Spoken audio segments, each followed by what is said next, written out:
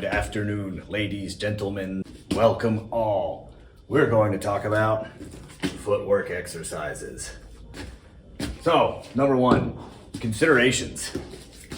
Forward and back motion are subordinated to left and right. That means you never want to cross your legs because in some directions, if you see the movement direction chart here, some directions force you to navigate both a forward and a sideways directional orientation with your feet. And when you're navigating those circumstances, you have to ensure that you're not crossing your feet. Never cross your feet.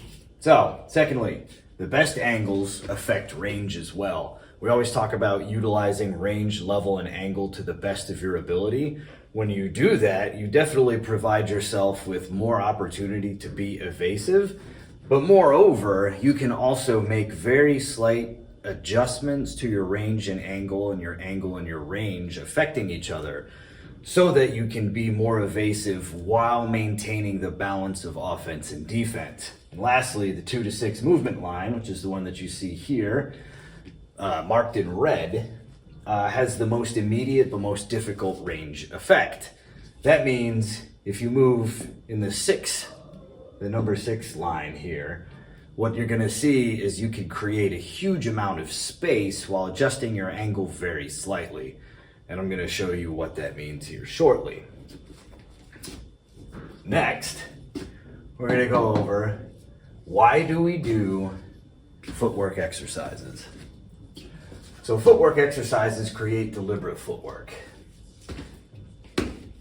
Try that again. Footwork exercises create deliberate footwork. What does that mean? That means every time you move your foot, you're moving your foot for a reason. When you see a lot of amateur fighters, especially when they're just learning how to do the sport, their feet kind of move arbitrarily.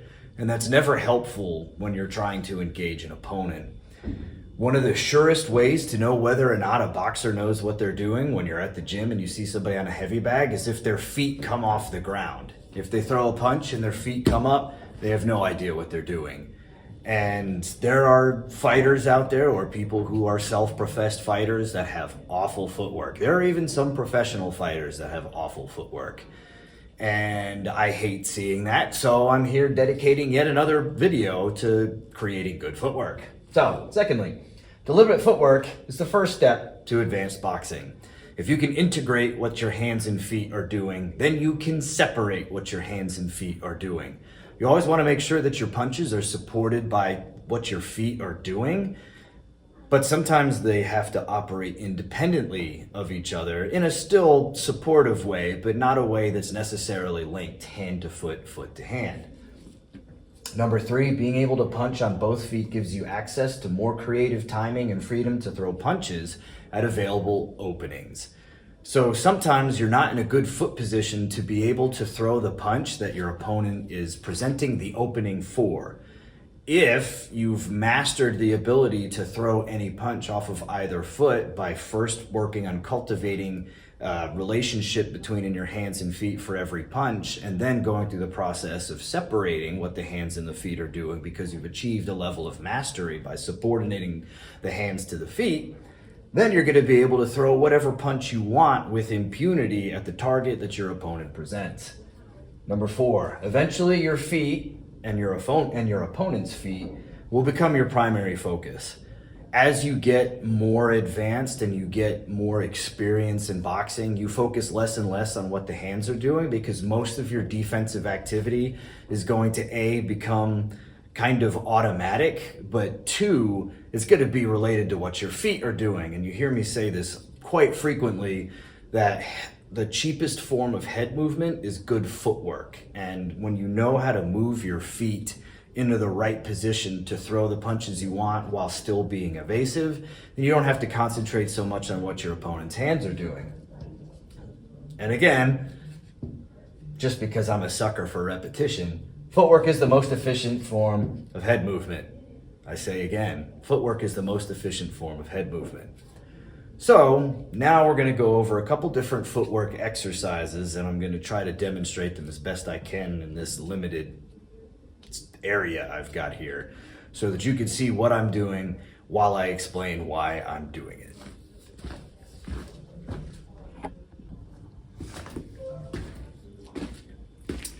All right, the first most basic of the jab exercises we're going to cover today is the most basic one there is, I think. You're just going to throw a jab when you move to the left.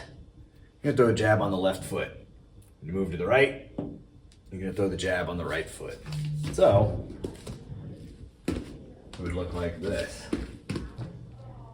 Jab, jab, jab, jab. Now, why would I go with the foot that I lead with? Because when we get to the more advanced movement, you're going to see just how difficult it is to do certain movements without stepping with the correct foot. This one allows you to prepare for the first of the intermediate applications. Jab, jab, jab, jab, jab, jab, jab, jab. It's the fastest way to do it because I'm a sucker for A, double jabs, and B, fast double jabs. Doing it as fast as possible, super helpful. Also, it allows for omnidirectional movement if you could throw a jab off of either foot. Now, for a power jab, you're always just going to throw the jab when your lead foot, for 90% of people, it's the left foot, when that hits the ground regardless of the direction that you're moving. Whenever you move with the foot that corresponds to the direction first. So when I move left, it'll be jab, jab. When I move to the right, it'll be jab, jab. Show you that again. Jab, jab. Step, jab, step, jab. For some of you, this might seem a little bit redundant. It's fine. You should still practice it. All right. So that's power jab. First one was the speed jab. Jab, jab, jab, jab. Power jab, jab, jab, jab, jab.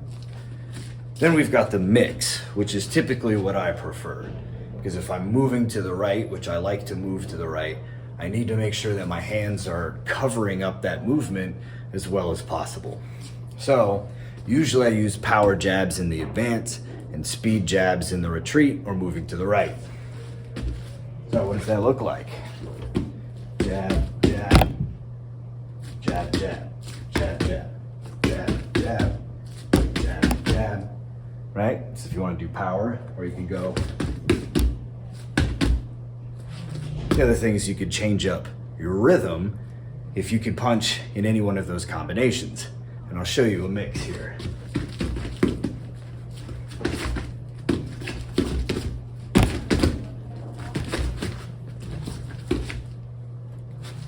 What you see there is you could change your rhythm because you could throw a punch whenever you want in any of those foot movements. That's how we get to the principle of omnidirectionality. It's the ability to move in any direction while throwing whatever punch that you want. So, for the advanced ones, we've got a different movement for each punch. So we're going to go forward. When we throw the two, we're going to throw a walk in two. Then we're going to take a step to our right on the three. What does that look like? 1, 2, 3.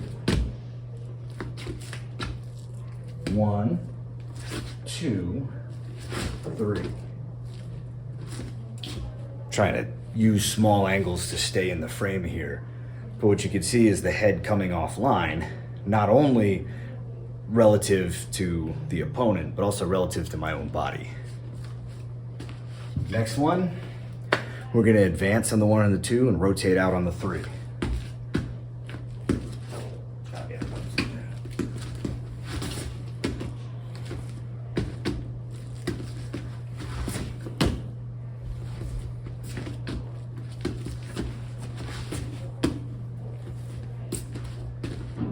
Last one we're going to do double jab followed by a cross or a hook. First one here, pie step. Means the lead foot's going to come in front of but not cross over the rear foot.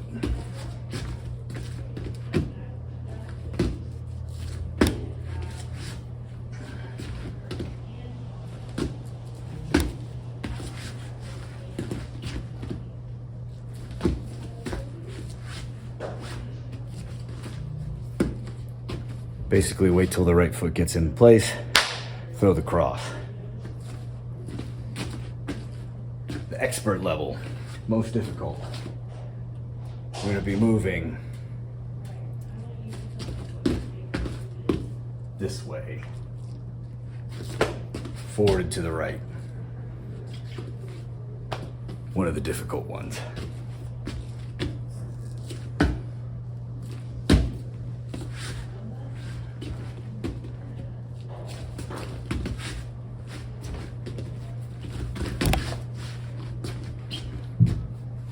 When you want to simplify that, make it faster.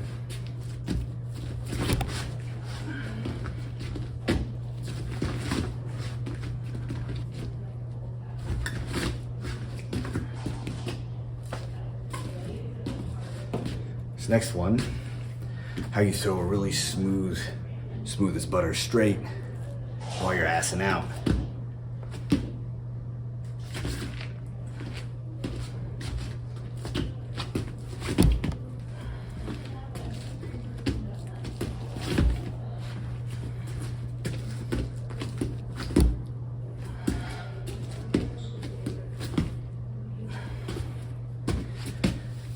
It's a hard angle to move on, but when you can do it, you can see the mix of the change in range on top of the change in angle, which is that kind of boxing.